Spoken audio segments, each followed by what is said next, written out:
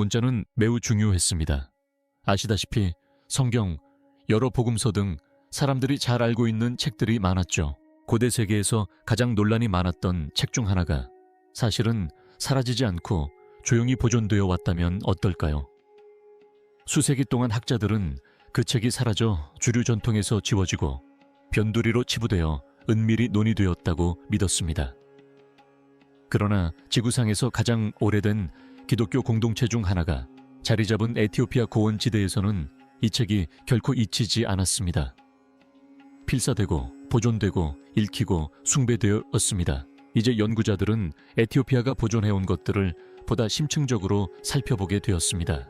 그들이 발견한 것은 단순한 역사적 호기심거리가 아닙니다. 그것은 성경 역사의 전체 연대기를 재구성하고 사건들을 신성한 시간에 정확한 주기로 재조직하는 틀이자 텍스트입니다. 전통적인 연대기에 도전하는 천상의 달력인 것입니다. 천사들이 율법을 중재하고 역사가 단순히 기억되는 것이 아니라 지상에서 펼쳐지기 훨씬 전에 신성한 석판에 미리 기록되어 있다는 이야기입니다. 이것은 희년서입니다. 연구자들이 이 책의 무게와 내용, 사라진 이유, 그리고 어떻게 지금까지 살아남았는지 밝혀낸 이야기는 성경을 읽는 방식을 완전히 바꿔놓는 이야기입니다. 하지만 이 책을 인공지능에 입력했을 때 어떤 일이 벌어지는지, 그리고 이 새로운 번역이 실제로 무엇을 밝혀내는지 공개하기 전에 잠시 시간을 내어 좋아요와 구독을 눌러주세요. 왜냐하면 이것은 어떤 사람들이 당신이 듣기를 원하지 않는 종류의 지식이기 때문입니다. 하지만 그 이야기를 제대로 하기 전에 먼저 해결해야 할 다른 문제가 있습니다. 이 책에 대한 저항은 우연이 아닙니다. 그것은 구조적인 문제입니다.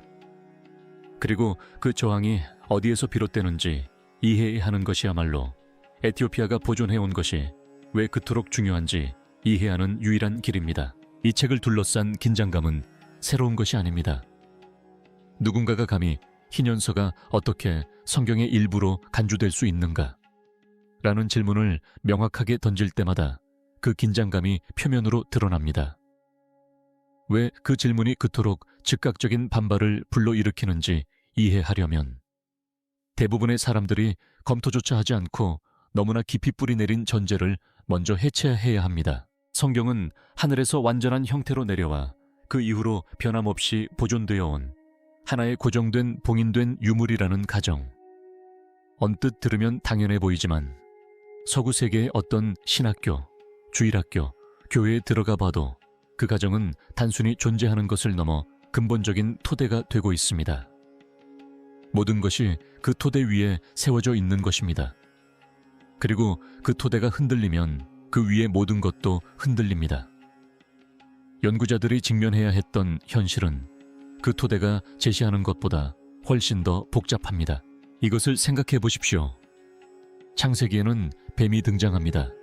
하지만 창세기는 그 뱀을 사탄이라고 부르지 않습니다. 그 명확함은 요한계시록에 이르러서야 비로소 드러납니다. 동일한 이야기의 두 끝이 수세기에 걸쳐 서로 다른 두 공동체, 완전히 다른 두 언약을 통해 하나로 연결됩니다. 한 전통이 설명하지 않은 부분을 다른 전통이 나중에 밝혀낼 수도 있습니다.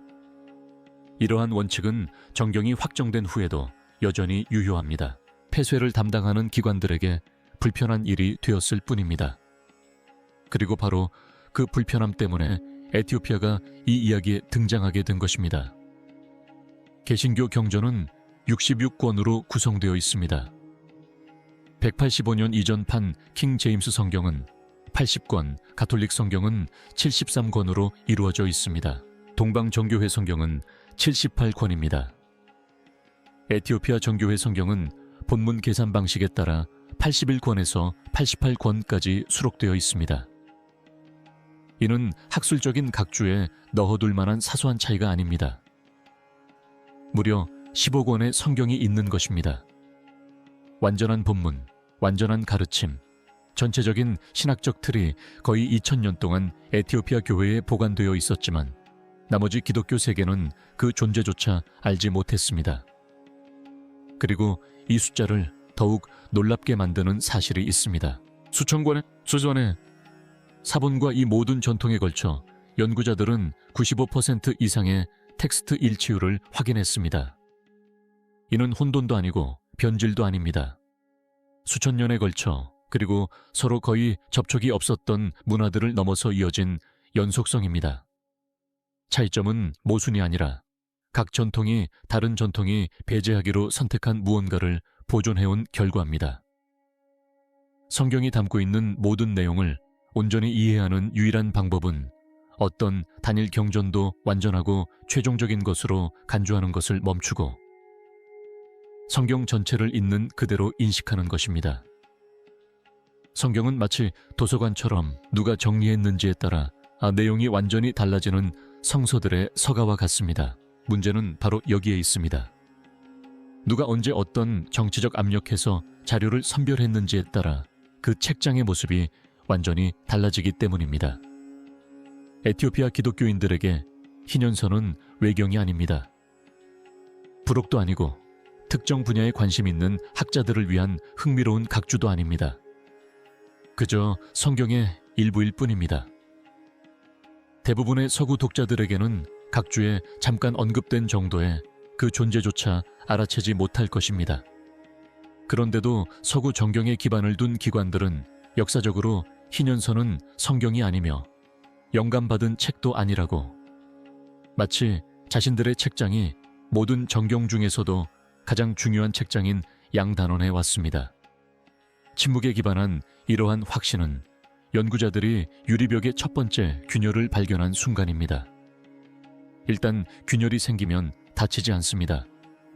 그 균열이 드러나면서 연구는 대부분의 연구자들이 예상치 못한 방향으로 나아가게 됩니다. 로마도 아니고 예루살렘도 아니고 서방 정경에 대한 논쟁과 결정이 이루어졌던 거대한 공의회 회의실도 아닙니다. 그 해답은 아프리카의 산악지대 에티오피아로 향합니다.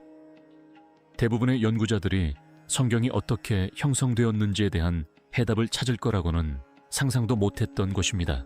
그런데 바로 그곳에서 현존하는 가장 오래되고 완전한 성경 정경 중 하나가 공의회에서 논쟁의 대상이 된 적도 없고 제국에 의해 수정된 적도 없으며 멀리 떨어진 열강의 신학적, 정치적 요구에 맞춰 편집된 적도 없었습니다.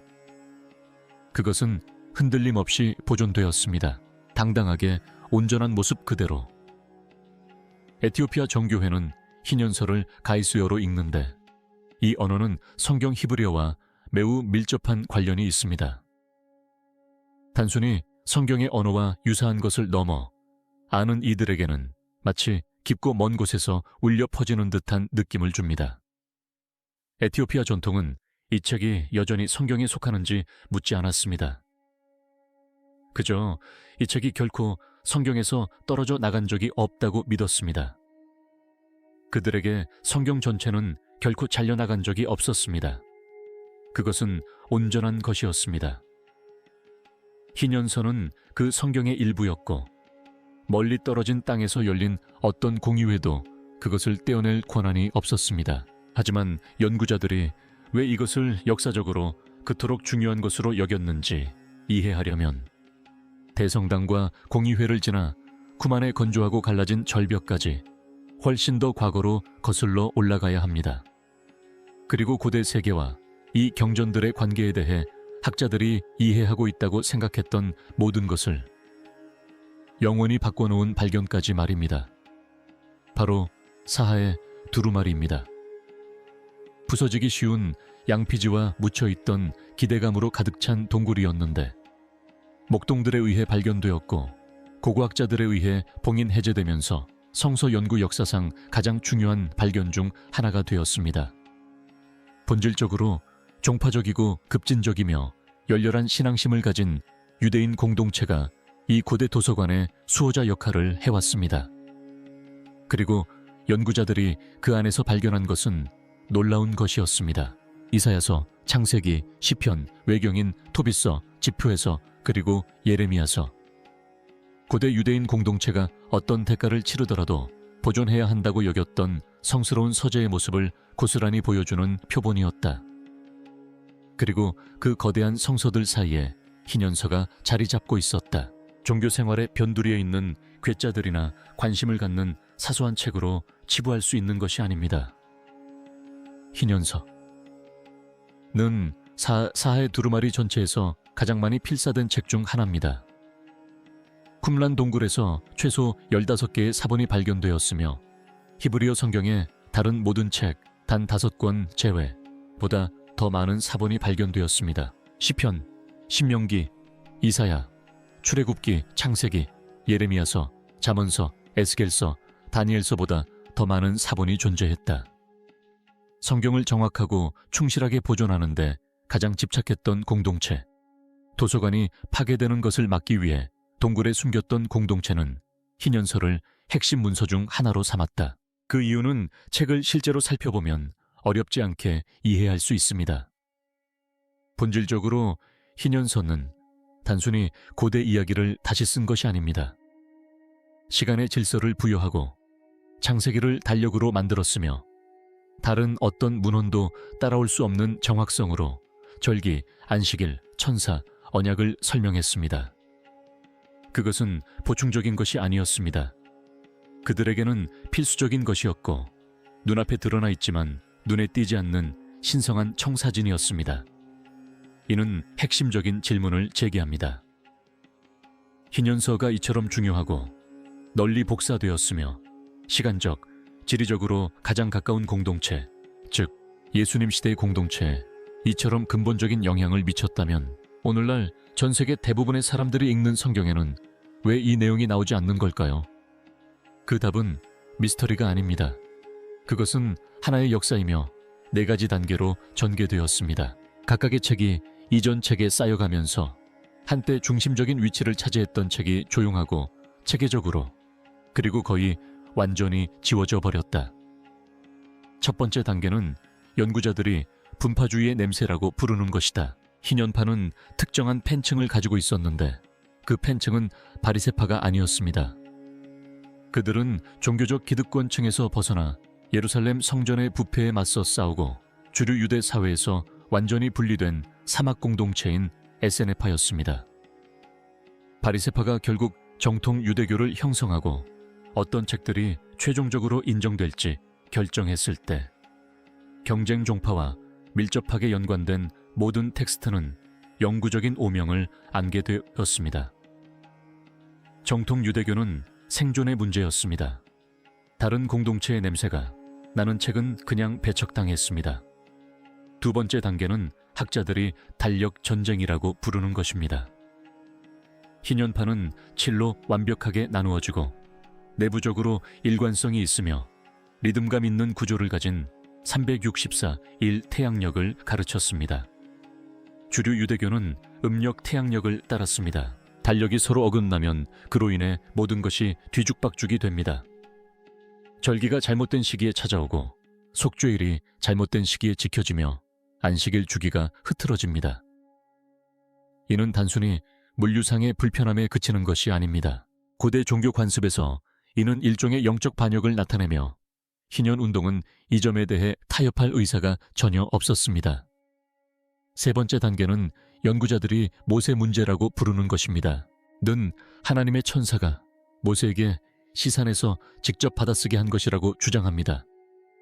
학자들은 이 책이 기원전 200년경, 즉 모세가 기원전 1273년에 사망한 후 1000년이 넘은 시점에 쓰여졌다는데 거의 만장일치로 동의합니다. 바리새인들은 이 때문에 를 의심했습니다.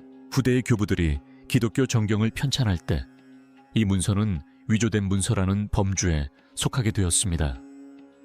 어떤 기관도 근본적으로 저자가 불분명한 문서에 기반하여 교리 체계를 구축하려 하지 않았습니다.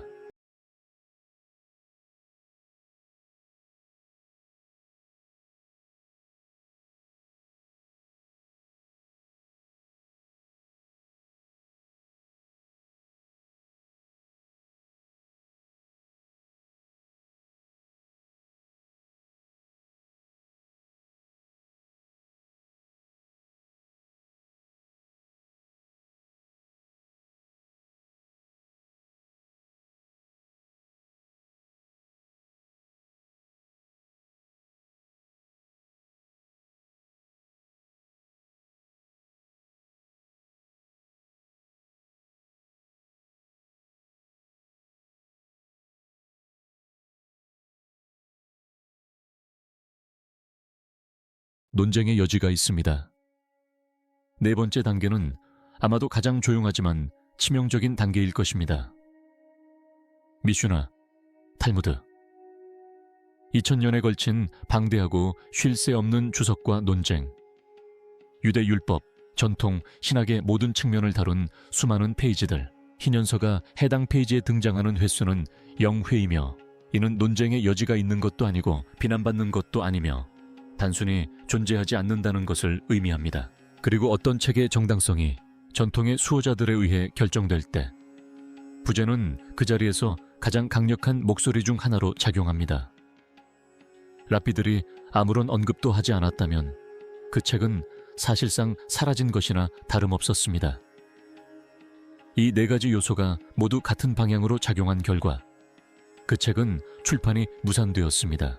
하지만 바로 이 지점에서 연구자들은 진정으로 놀라운 반전을 발견하게 됩니다. 삭제된 것은 텍스트였기 때문입니다. 버릴 수 없었던 것은 그 안에 담긴 사상들이었습니다. 그것들은 정경의 틈새로 스며들어 남아있는 가장 권위 있는 뜻은 텍스트들에서 조용하지만 분명하게 다시 나타났습니다. 예수님은 마태복음 12장에서 더러운 영들이 마른 땅을 배회한다고 말씀하셨습니다. 이 개념은 주류 성경 본문에서 유래한 것이 아닙니다. 그것은 희년서에서 유래했는데 희년서는 홍수 후에 타락한 천사와 인간 여성 사이에서 태어난 거인 네필림의 육신 없는 영들이 마스테마라는 인물의 감독하에 땅을 돌아다니며 인류를 시험하도록 허락된 악령이 되었다고 가르칩니다. 단순히 악마가 아니라 고대 유대인들의 상상 속에서 사탄의 원형이자 신약 성경에서 세상에 존재하는 어둠의 영적 적들에 대해 이야기할 때 묘사하는 모든 것의 개념적 조상입니다. 예수님은 마가복음 2장에서 안식일은 사람을 위해 만들어진 것이지 사람이 안식일을 위해 만들어진 것이 아니라고 말씀하셨습니다. 이 구절은 마치 전통에서 완전히 벗어난 급진적인 견해인 것처럼 강단에서 인용되곤 합니다. 그러나 희년론은 안식일을 신의 산에서 도입된 제도가 아니라 지구가 창조되기 이전부터 존재했던 우주적 실체이며 아담이 첫 숨을 쉬기 전부터 천사들이 하늘에서 지켜왔던 것으로 설명합니다. 그런 관점에서 읽어보세요. 예수님은 전통에 도전하신 것이 아닙니다. 그분은 전통이 시작되기 훨씬 이전부터 존재했던 본래의 주파수로 전통을 회복시키려 하셨습니다. 그리고 요한계시록이 있습니다. 법정의 이미지, 하늘에 펼쳐진 책들, 모든 이름, 모든 언약, 인류 역사 전체에 걸쳐 행해진 모든 행위가 기록된 천상의 기록물. 희년판은 그것들을 천상의 돌판, 모든 약속과 모든 죄가 영구히 기록된 천상의 기록 보관소라고 불렀습니다. 이것들은 우연히 떠오른 무작위적인 메아리가 아니었습니다. 그것들은 계승된 틀, 서구 세계가 하나의 책의 형태를 띠며 계속해서 전해온 텍스트들 아래에 깔린 암묵적인 구조였습니다. 연구자들이 그 패턴을 발견하자 더 이상 외면할 수 없었습니다. 전 세계 대부분의 사람들이 읽는 성경은 그 세계 대부분의 사람들이 한 번도 펼쳐보지 않은 책에 의해 눈에 보이는 방식과 보이지 않는 방식 모두에서 형성되었습니다. 그렇다면 희년서에는 실제로 무엇이 담겨 있을까요? 이 글에는 어떤 내용이 담겨 있기에 한 공동체에게는 필수적인 것이 되었고 다른 공동체에게는 위협적인 것이 되었으며 2000년 동안 아프리카 산맥에 보존될 가치가 있었던 것일까요? 학자들은 이 작품을 작은 창세기라고 부릅니다. 하지만 결코 작은 작품이 아닙니다. 창세기의 베일을 걷어낸 듯한 작품으로 창세기와 출애굽기가 합쳐진 듯한 작품입니다. 창조, 타락, 홍수, 그리고 언약이라는 근본적인 이야기를 감독판으로 담아낸 작품이라고 할 수 있습니다. 원래 이야기에서 생략되었던 모든 세부사항이 이제 명확하고 권위 있게 서술됩니다. 가인은 단순히 아무런 결과 없이 방황하도록 추방된 것이 아닙니다. 그는 자신의 집이 무너져 깔려 죽습니다. 신의 심판은 신속하고 건축적인 것이었습니다. 방황은 결국 책임을 면할 수 없습니다. 모든 것은 거기서 끝납니다.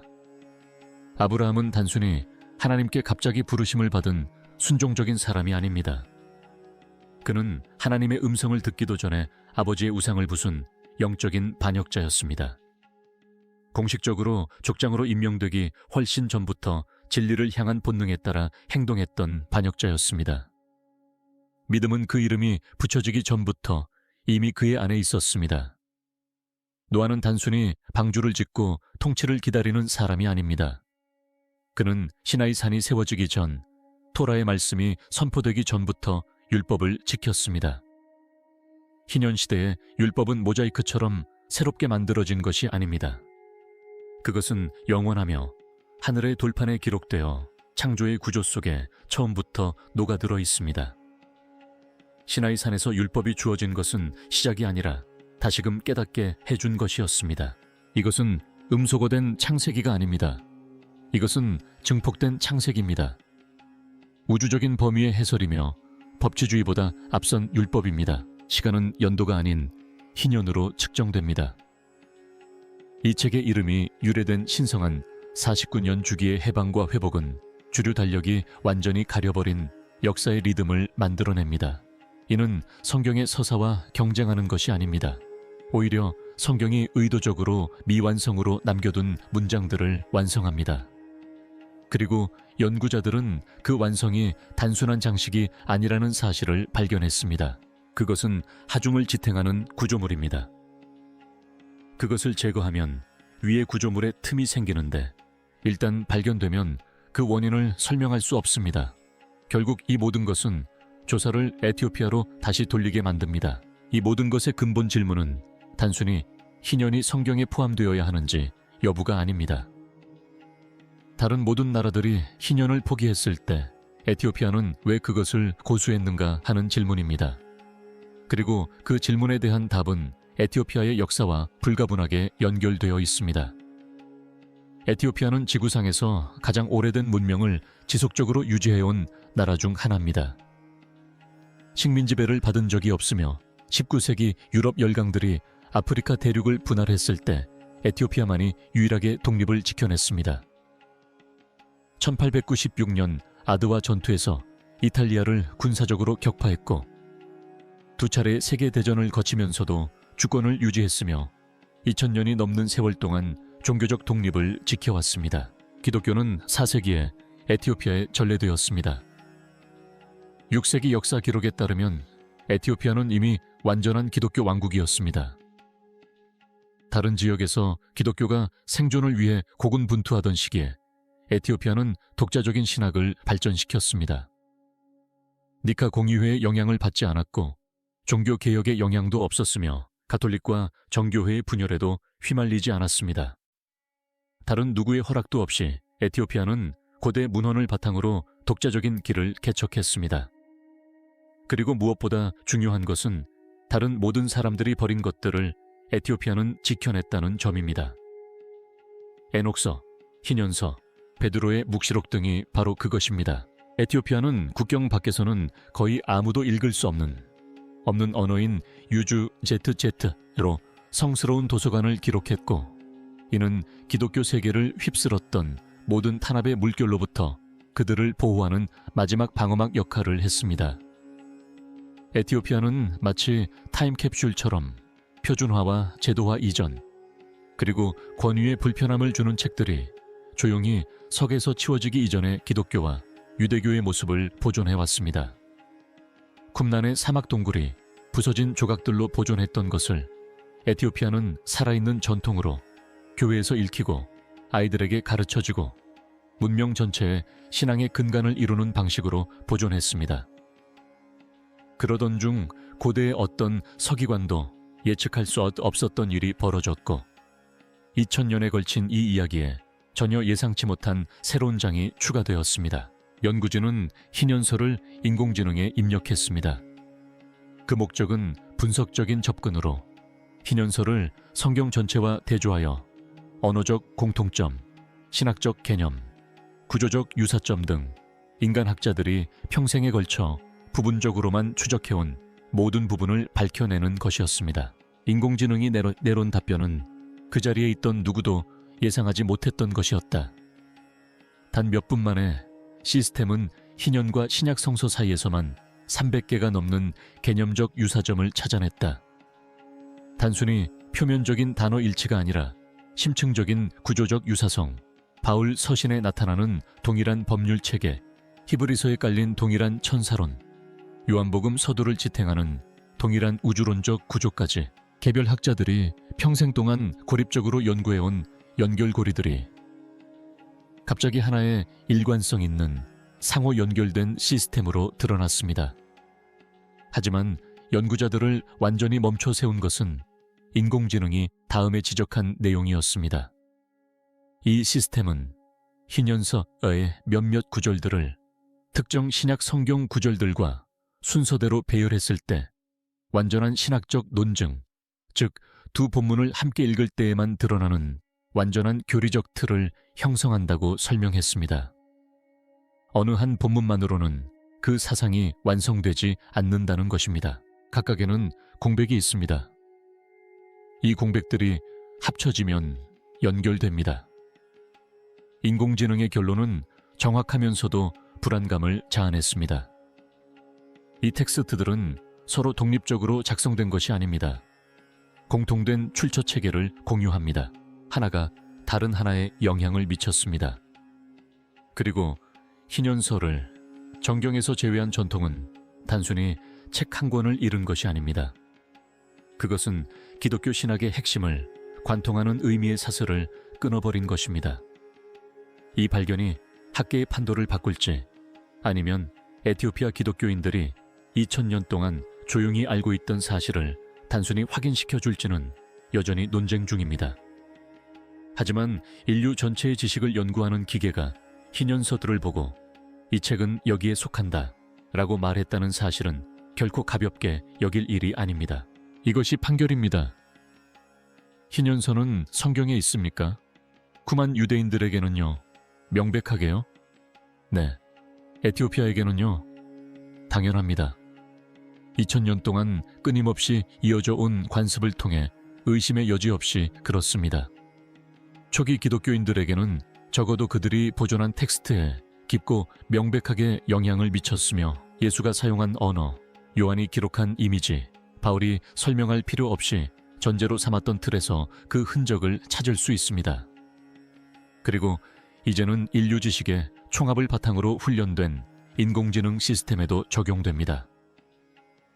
결론이 내려졌고 연결고리가 완성되었으며 에티오피아가 항상 그 자리에 두었던 바로 그 텍스트입니다. 하지만 아마도 가장 시급한 질문, 연구자들이 가장 떨쳐버리기 어려워했던 질문은 이 책이 특정 정경에 속하는지 여부가 아닐 것입니다. 그것은 바로 이 책을 마침내 읽었을 때 무엇이 변하는가 하는 것입니다. 이 책을 기존 텍스트들과 나란히 놓았을 때 기존 텍스트들에서 무엇이 드러나는가? 어떤 침묵이 채워지는가? 어떤 연결고리가 제자리를 잡는가? 성경 이야기의 원래 구조가 모두 복원되었을 때 그 구조는 어떤 모습일까? 희년서는 성경에 덧붙여진 각주 같은 것이 아닙니다. 그것은 열쇠입니다. 그리고 희년서가 열어주는 성경 속의 문들은 작거나 부차적인 것이 아닙니다. 그것들은 근본적인 문들입니다. 그것은 항상 그곳에 있었지만 좀처럼 탐구되지 않았던 방들을 드러냅니다. 이것은 이단이 아닙니다. 이것은 역사입니다. 거의 2000년 동안 보존되어 온 에티오피아 산맥에서 성경은 언제나 성경 그 자체로 여겨졌습니다. 그 사본들은 여전히 온전한 형태로 보호받으며 수세기 동안 안전하게 보관해준 언어로 인내심 있게 기다리고 있습니다. 온전히 전해지지 않았던 것을 기꺼이 읽어줄 세대를 기다리고 있는 것입니다. 성경은 다시 쓸 필요가 없습니다. 다시 읽을 필요가 있습니다. 이제 질문은 당신에게 달려 있습니다. 어떻게 생각하세요? 이 영상이 성경을 보는 관점을 바꿔놓았나요? 혹시 희년서를 읽어보신 적이 있나요? 댓글로 여러분의 생각을 남겨주세요. 만약 이 영상이 여러분에게 감동을 주었다면 좋아요를 누르고 이 영상을 봐야 할 사람과 공유하고 구독도 해주세요. 앞으로 더 깊이 있는 이야기가 이어질 예정입니다.